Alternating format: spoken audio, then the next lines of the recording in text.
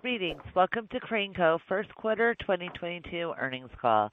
At this time, all participants are in a listen-only mode. A question-and-answer session will follow the formal presentation. If anyone should require operator assistance during the conference, please press star zero on your telephone keypad.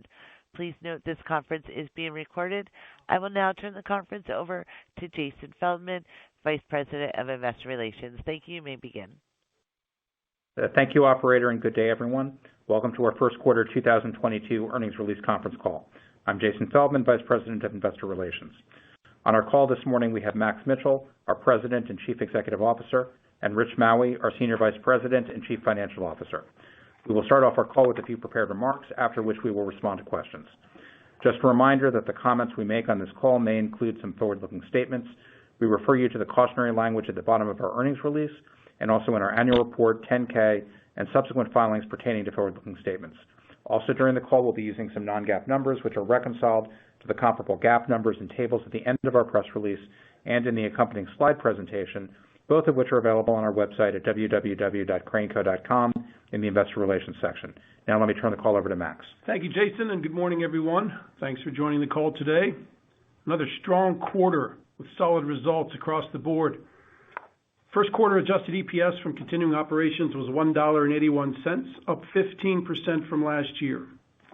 We delivered core sales growth of 5% with a number of strong leading indicators reflected in core order growth of 12% and core backlog growth of 16% compared to last year. Further evidence of our ability to drive profitable growth despite persistent inflationary pressures, ongoing supply and logistics issues, and continued COVID disruptions globally. Overall, the environment is similar today to what we saw and described on our last earnings call. Generally not improving and not significantly worsening. While issues tend to change and evolve from various disruptions that continue to occur on a regular basis, it's a stable environment of ongoing challenges that are almost predictably unpredictable, if you will.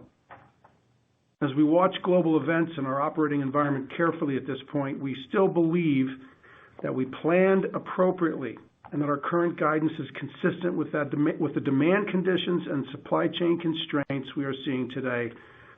And we expect a similar set of conditions to persist throughout the year. Building on the strength of our operating results, we also had some other notable developments we announced on March 30th at our annual Investor Day event, which is available for streaming at craneco.com for those that missed it. Specifically, we announced that we are pursuing a planned separation of our business into two independent publicly traded companies. We believe that separation will unlock significant shareholder value and better position both companies for accelerating growth moving forward. The separation work streams are well underway and we are making significant progress. Given that this is a clean separation along segment lines, there is no disruption in our businesses, with nearly all of the necessary work conducted by the corporate team along with our outside advisors. The businesses continue to execute well every day and their primary focus is growth. And that's where I'm spending most of my time and heavily engaged to help drive accelerating growth, both organically and inorganically, and ensuring these businesses are structured and positioned for that focus. You heard about many of the opportunities we have ahead of us at last month's Investor Day event. But there are many others that we will be in a position to discuss in the quarters ahead, so stay tuned. A couple other items to mention. Earlier this month, we completed our $300 million share repurchase program, buying back a total of 2.9 million shares over the last several months. That program reflects our view that our stock remains significantly undervalued and was a good use of our strong balance sheet, given the relative valuation of our stock compared to potential acquisitions. And last night, we announced that we have signed an agreement to divest our Crane Supply business. Crane Supply is a leading distributor of pipe valves and fittings for commercial and industrial applications. It's a very strong business with industry-leading margins and returns and an exceptional team. However, as a distribution business and as part of our broader portfolio shaping efforts, it is now not aligned with our core growth strategy as a manufacturer of highly engineered products, nor with our target long-term growth profile. This transaction will further streamline and focus our Process Flow Technologies business on the manufacturing of highly engineered products for its core target markets: chemical, pharmaceutical, water, wastewater, general industrial. I wish to thank our Crane Supply team for their support and dedication and their understanding regarding this decision, and a personal shout out to our president, Tom Frazier, who celebrated 40 years with Crane April 12th, and who is staying on to lead this business for the Deschênes Group, an outstanding distributor in Canada that we're very pleased to have the team become a part of. So for now, a few highlights of what to expect at each of the post-separation businesses. At Crane NXT, the CEO search is underway, evaluating both internal and external candidates. The new CEO will have an incredibly strong base business to work with, one with significant technological differentiation, world-class manufacturing capabilities, and an extremely strong financial profile with substantial free cash flow generation. This is also a business that has a proven track record of growth. Starting with that strong core, remember this is a business with 40% recurring sales, contractually locked in for expected periods or repeating for many years, a sole source relationship with the U.S. government on the currency side for more than 100 years, a service business with annual contracts and a 98% renewal rate, repeat international customers with our technology specified for multi-year printing contracts, and connectivity managed services and cashless processing, and a core business supported by strong secular trends, security throughout NXT's offerings, anti-counterfeit for cash and consumer products, secure cashless transaction networks, and physical security of currency, and automation and productivity solutions to address labor costs and availability. Across the business, the organic growth opportunities are enormous, and we compete in a fast-moving and dynamic market with new opportunities emerging frequently. In retail, we're seeing a proliferation of self-checkout solutions, from expansion of traditional self-checkout systems, where we are a critical provider of components, to the largest OEMs, to customized customer-facing solutions optimized for specific retailers' needs and requirements. We also have our own expanding line of customer-facing systems and solutions. And we are seeing entirely new categories of retailers look for automation. As long as the solution involves a payment transaction, we play a potential role, and this part of the business continues to grow rapidly. Service has been a major growth area for us since the 2019 acquisition of Cummins Allison, where we are expanding our capabilities with a 400-person strong U.S. technician base and offering a turnkey solution with a strong recurring revenue model for customers across retail, gaming, and financial services. Cashless payment, where we have a strong and growing presence in both vending and gaming, and increasingly seeing opportunities across new markets, including EV charging, where we are gaining significant traction, as well as next-generation vending, service pay kiosks, and various other unattended payment locations. At Currency, we see continued opportunities for banknote growth, leveraging our micro-optic security technology, which is unparalleled. This differentiator continues to win us new business, both for standalone security products, but also for banknote printing and product authentication. Leveraging that micro-optic technology for consumer product authentication, we continue to make significant progress signing new partners and converting customers. There are also additional opportunities where we have begun preliminary work but aren't yet in a position to discuss further, involving data analytics, broader plays across the authentication space, digital payments leveraging our existing technology, and other areas as well.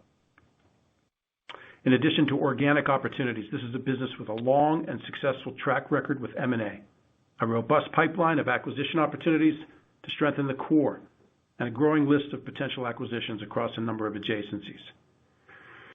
We will continue to share more developments at Crane NXT as we can over the course of the year. At Crane Co., where Rich and I will continue to be part of the business post-separation, there are equally exciting opportunities. This is a business that should deliver solid mid-single-digit core sales growth across the cycle, with strong operating leverage driving double-digit core EPS growth before capital deployment, paired with a strong balance sheet to create additional value through acquisitions and capital return. Two strong, technology-driven industrial businesses with large, attractive end markets.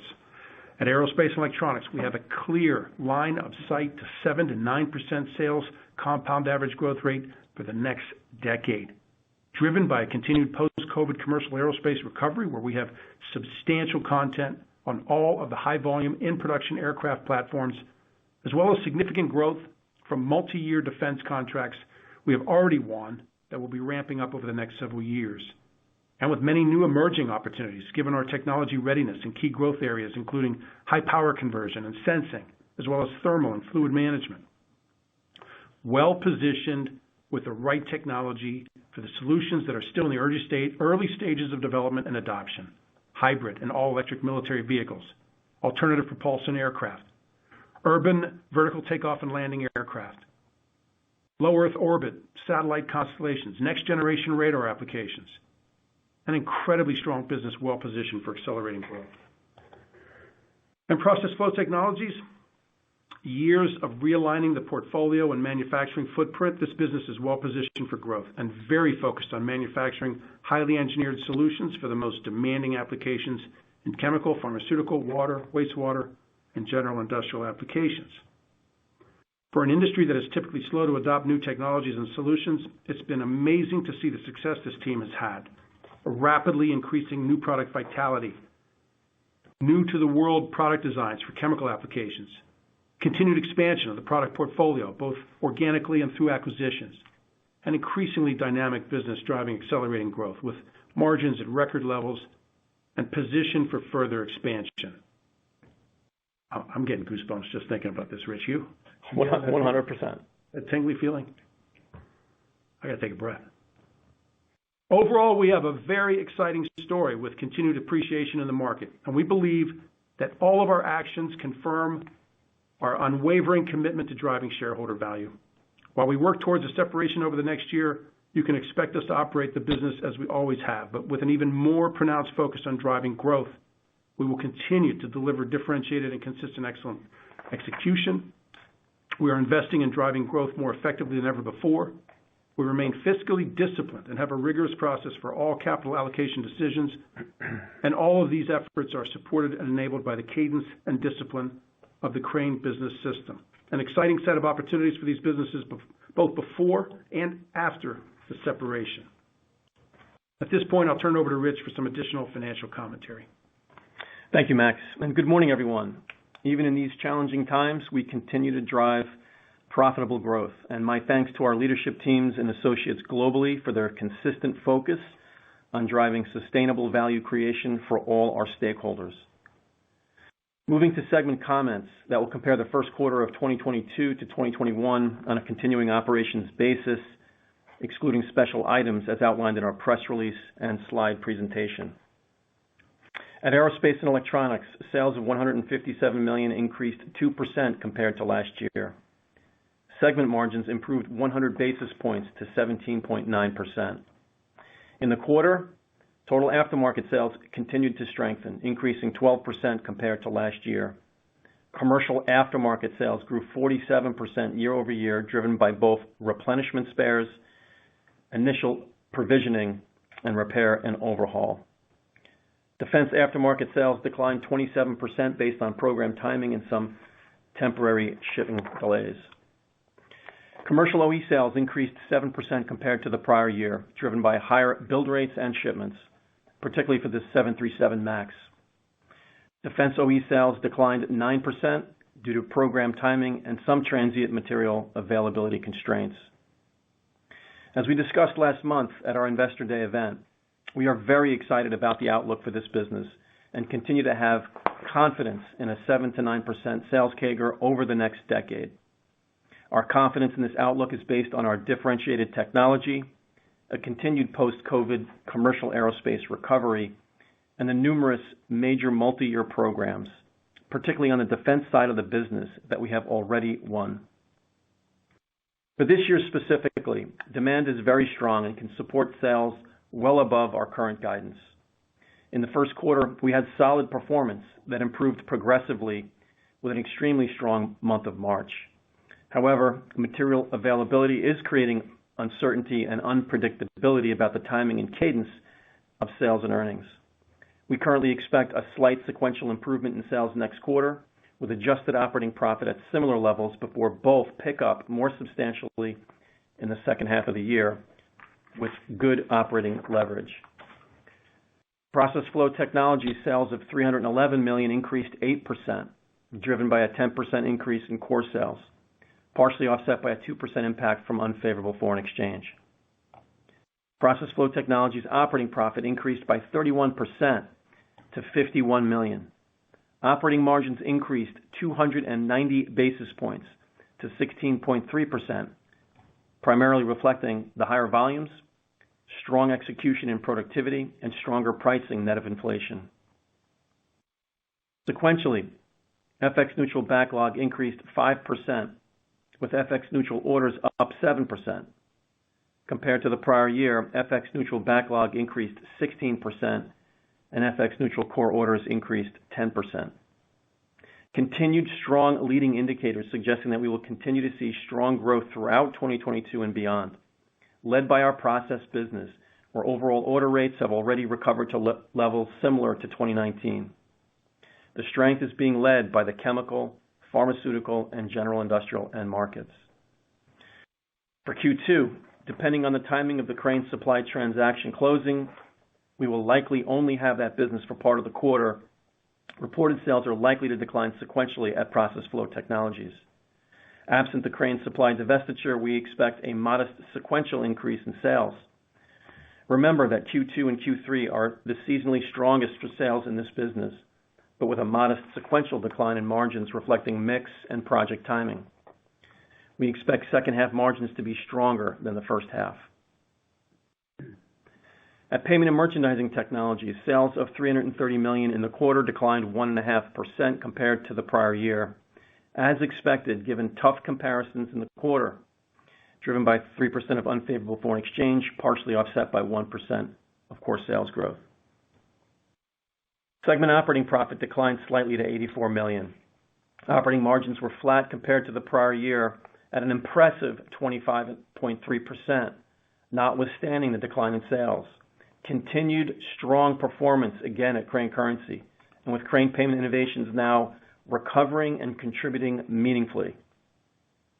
Currency markets are behaving as anticipated and previously communicated, with the U.S. government business fairly stable at strong levels and the international business down modestly from record levels last year. At CPI, strength continues to be led by retail and gaming, with the vending vertical improving as well. For the segment overall, we expect a slight sequential decline in sales next quarter following a stronger than expected first quarter. We then expect to see a pickup in the second half. We continue to expect margins to moderate starting next quarter as the business reverts to a normal mix. Moving now to more detail on our total company results and guidance. Free cash flow was negative $62 million in the quarter, as expected. This reflects our normal seasonality, with the first quarter often resulting in a use of cash, higher compensation payments this year reflecting our strong results in 2021, and an increase in working capital related to the market recovery. Our balance sheet is in extremely good shape. By the end of the year, we expect adjusted gross leverage toward the bottom end of the 2 to 3 times Moody's gross debt to EBITDA target range for our current credit rating. We also announced last night that we have completed our previously announced $300 million share repurchase program, buying back approximately 2.9 million shares over the last 6 months. Turning to guidance, we are maintaining our adjusted EPS range of $7 to $7.40 for the full year. The impact of the Crane Supply divestiture will depend on exactly when the transaction closes, but we still expect to be able to achieve our full year guidance after that transaction. Said another way, we expect to lose approximately 25 cents of EPS during the balance of this year, but we are holding guidance, so we are effectively raising our operational guidance for the year. From a cadence of earnings perspective and timing through the quarters, it is important to remember that our guidance was always fairly balanced throughout the year, without much back-end weighting.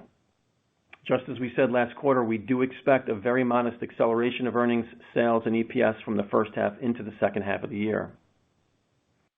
For the second quarter, we expect a modest sequential decline in EPS compared to the first quarter, driven by two factors. First, based on our estimate of the timing of the Crane Supply transaction, we expect about 6 cents of lower EPS from Crane Supply in the second quarter compared to the first quarter. Second, we had higher shipments during the first quarter than we expected, particularly at Crane Currency, and to a lesser degree at Process Flow Technologies and Crane Payment Innovations due to logistics and supply chain. That timing shifted between 7 and 10 cents from the second quarter into the first quarter as part of the unpredictability of the supply chain and general ongoing challenges. But the first half in total is consistent with our original expectations. Again, Q2 modest sequential decline in EPS before picking up again in Q3. So overall, second half earnings will be slightly higher than the first half, about a 52% to 48% split. And in the second half, we expect the third quarter to be the strongest of the year, with the fourth quarter seasonally a little slower. So a solid outlook and even more exciting times ahead as we enter 2023 and complete the separation. We are all energized at the progress that has been made to date and the opportunities that we are unlocking and pursuing every day. Operator, we are now ready to take our first question. Thank you. If you would like to ask a question, please press star one on your telephone keypad. A confirmation tone will indicate your line is in the question queue. You may press star two if you would like to remove your question from the queue. And for participants using speaker equipment, it may be necessary to pick up your handset before pressing the star keys. Our first question is from Damian Karas with UBS. Please proceed. Morning, Damian.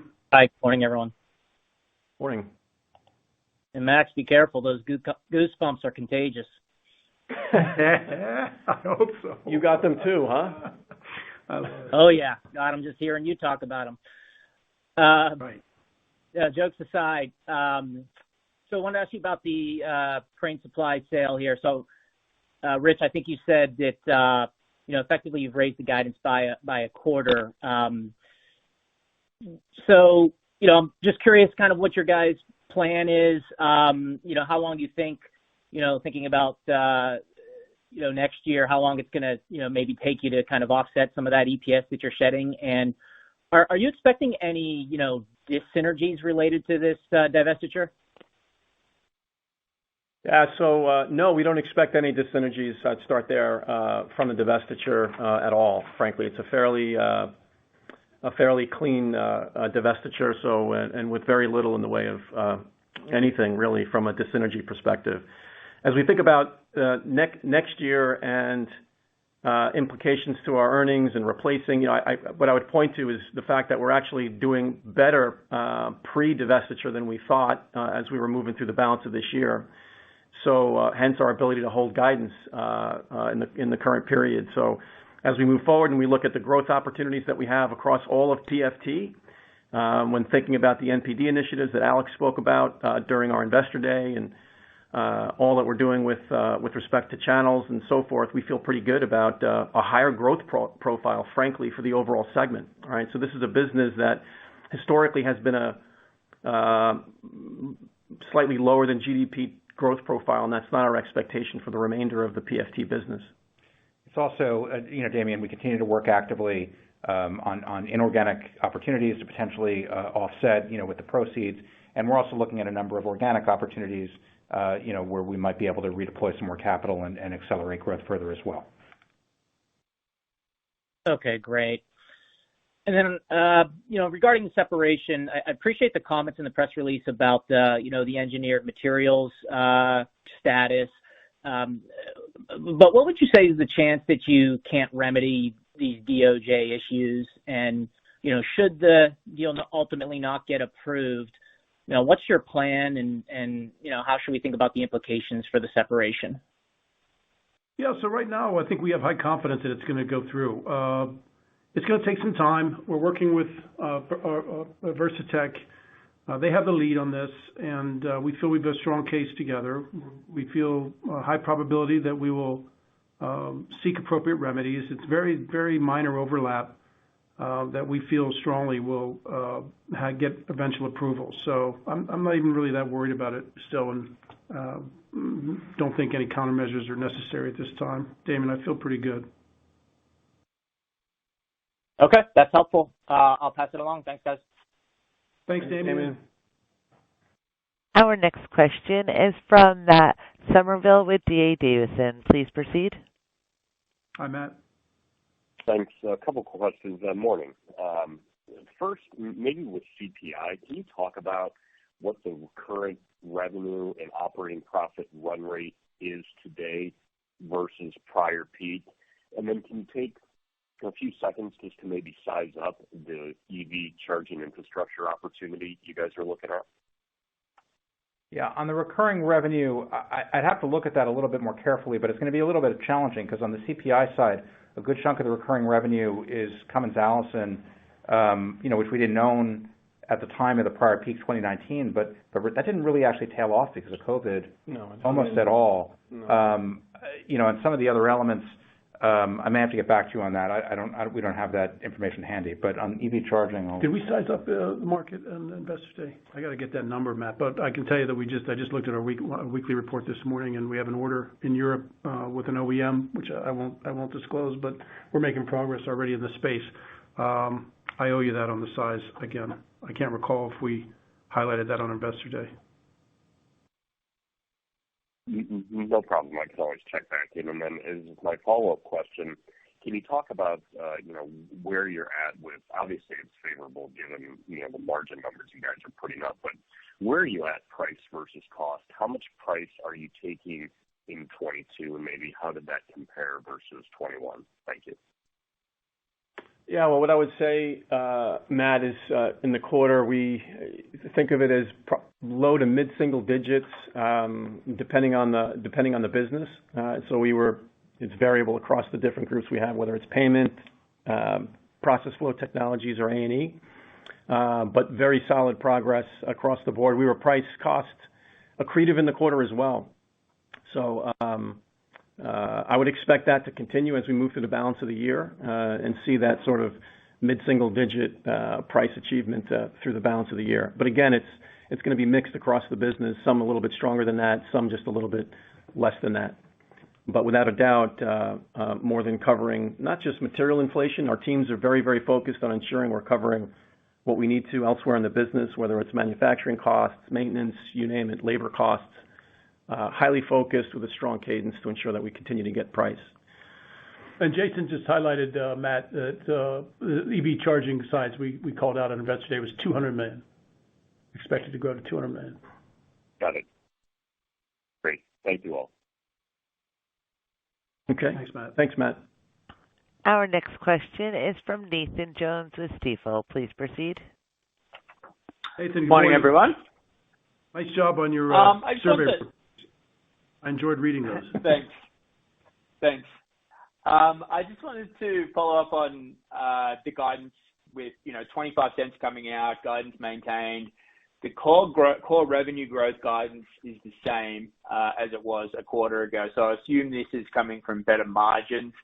Can you talk about where those margins are improving, where you think that margins for the year are going to be better than where you thought they were going to be 3 months ago? Yeah, I'll let Rich comment on the margins in a second, but also remember, there was a 2-point range on core growth, and what I'd say is that the bias is certainly towards the upper end of that now after the divestiture, so it is coming a little bit from both sides. Yeah, and on margins, actually, we're not prepared to necessarily take them up, but I would not be surprised if we see stronger margin. Well, we're going to see stronger margin profile, I would say, in currency, PFT, as well as aerospace. We're going to see a little bit of upside in each of those as we move through the balance of the year. And then follow-up question, you've got core growth 4 to 6%, and Rich, you were just saying that, mid-single digit price, which accounts for pretty much all of the core growth. Can you talk about where volumes are expected to be up, where volumes are expected to be down, and the pathway? I'm figuring that CPI is one of the ones where it's maybe still down, and the pathway for that volume to improve as we move forward in the businesses that remain challenged. Sure. So you're right. So volumes on a net basis were close to flat in the quarter. So price certainly a driver in the quarter for us, but it is mixed across the business when you look. Just remember that in the first quarter last year, our currency business had an exceptional, I think it was a record performance from a sales perspective. So there's a significant headwind that we experienced here in the quarter that was netted out in that flat number. You can think of it as high teens volume decline in currency year over year. So a lot of that being offset by strength that we did in fact see in our payment business, the legacy CPI business, mid-single digit type growth that we saw there, as well as in our process flow technologies business. So process flow grew at about 10% core growth in the quarter, and roughly half of that was think of it split between both price and volume. So nice overall growth in two of our largest businesses. We continue to expect to see now going forward, to your point, further momentum in our Crane Payment Innovations business, CPI. We expect further momentum as well as in our PFT business, in particular as we move through the balance of the year. And then also at aerospace and electronics, in particular, as we move into the later portion of the year, mostly in the fourth quarter. But so that's where it's going to come from as we move forward. Great, thanks for taking my questions. Thank you. Got it. As a reminder, to star one on your telephone keypad if you would like to ask a question. Our next question is from Kristine Liwag with Morgan Stanley. Please proceed. Morning, Christine. Hey, this is Justin on for Christine. Good morning. Hey, Justin. How are you? Hello, Justin. Good, thanks. Just a question on the supply chain. Can you maybe characterize a bit further the disruptions you're still seeing across the business? And then specifically, what, if any, exposure do you have to Russian titanium? Thanks. Yeah, very little on the Russian titanium. So I'll just leave it at that. On supply chain in general, Justin, I mean, it's on the electrical components, whether it's actives, passives, resistors, I mean, you name it, it just continues to be tight, and you got to work all those issues very, very hard. It continues to be spotty. The lead times continue to extend. Our teams are working it. So on any given day, there's just a lot of ongoing disruption. I don't see it getting significantly better. We don't see it getting significantly worse. So in CP&I, A&E, it tends to be more of electrical components. In other segments, that we're so diversified. I mean, we're in resins. You see it in everywhere from resins to adhesives to every commodity. I really think the supply chain is in many cases down to the raw material level, like you were just hinting at from a titanium standpoint. A year ago, there was a series of disruptions that we were all living through. Now it's become a continuous state with very little buffer in the supply chain, and surprises at the second and third level tier that you can expect as well. Raw material, I mean, who would have thought neon in Ukraine was a major producer for chip production, and all these things that we're learning. So from disruption in Ukraine to China, lockdowns, logistics challenges that continue, even though we read about some of the ships off the port, becoming fewer. This is going to be worsened again a bit in a few months, I think, because of the China lockdowns. On the process flow technology side, it tends to be around castings, and it's not so much casting availability. We're seeing some improvement in our supply chain catching up, but it's the logistics and the lead time still, which is quite excessive. So trying to plan around that. So again, more of the same. And with the global environment that is taking place right now, from Ukraine, China lockdown, inflationary pressures, global dislocations, it's just our planning and expectation is this continues through the balance of the year. Hope that helps. Yeah, very helpful. Thanks. And that will conclude our question and answer session. I would like to turn the conference back over to Max Mitchell for closing comments. Thank you, operator. Another quarter with solid performance, further steps on our path of continued transformation, portfolio shaping, divestitures of non-strategic assets, and continued investment in higher growth target markets. And now with a planned separation to position our businesses for further acceleration of growth. It's an exciting path forward, and I look forward to sharing updates with you over the next several quarters. As the late, great Sidney Poitier once said, the journey has been incredible from its beginning. Very fitting for us today, and our journey is not over. We're just getting started, and I'm incredibly excited about our opportunities to drive continued shareholder value in the quarters and years ahead. Thank you for your interest in Crane, and have a great day.